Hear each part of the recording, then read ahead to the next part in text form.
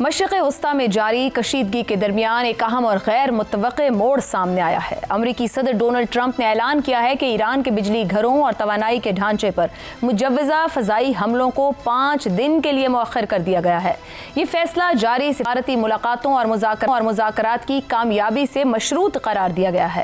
Trump کے مطابق گزشتہ 2 دنوں میں امریکہ اور ایران کے درمیان نہایت مثبت اور نتیجہ خیز بات چیت ہوئی، جو خطے میں مکمل اور حتمی امن کی طرف ایک ممکنہ پیش رفت ہو سکتی ہے۔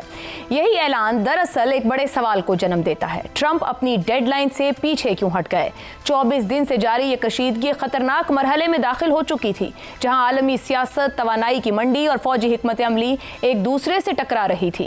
ٹرمپ نے ایران کو 48 گھنٹوں کی مہلت دی تھی کہ وہ آبنائے ہرمز کو کھول دے، بصورت دیگر ایران کے پاور پلانٹس کو نشانہ بنانے کی دھمکی دی گئی تھی۔ اگر امریکہ واقعی حملہ کرتا تو اس کے نتائج نہایت ہی سنگین ہو سکتے تھے۔ ایران کا توانائی کا ڈھانچہ تباہ ہونے سے نہ صرف اس کی معیشت کو شدید دھچکا لگتا، بلکہ پورا خطہ ایک وسیع جنگ کی لپیٹ میں آ سکتا تھا۔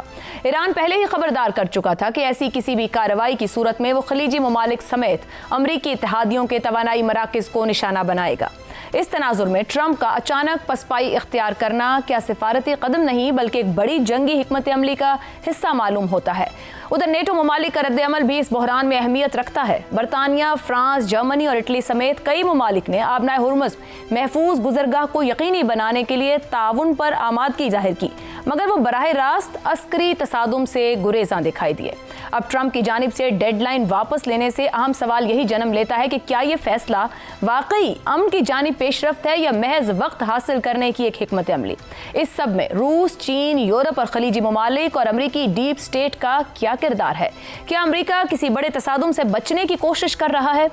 ایرانی میڈیا ٹرمپ سے مذاکرات کی مکمل طور تردید کر رہا ہے۔ کیا ٹرمپ اتنا بڑا جھوٹا دعویٰ کر رہے ہیں یا پھر ایرانی رجیم میں مذاکرات کو لے کر کوئی اختلافات ہیں؟ آنے والے دن اس بات کا تعین کریں گے کہ آیا یہ سفارتی وقفہ ایک بڑے امن کا پیش خیمہ بنتا ہے یا ایک اور شدید تصادم کی تیاری۔ فی الحال دنیا کی نظریں ایک بار پھر اسی ڈیڈ لائن پر جمی ہوئی ہیں، جو اب صرف گھنٹوں نہیں بلکہ آنے والے دنوں کی صورت میں تاریخ کا رخ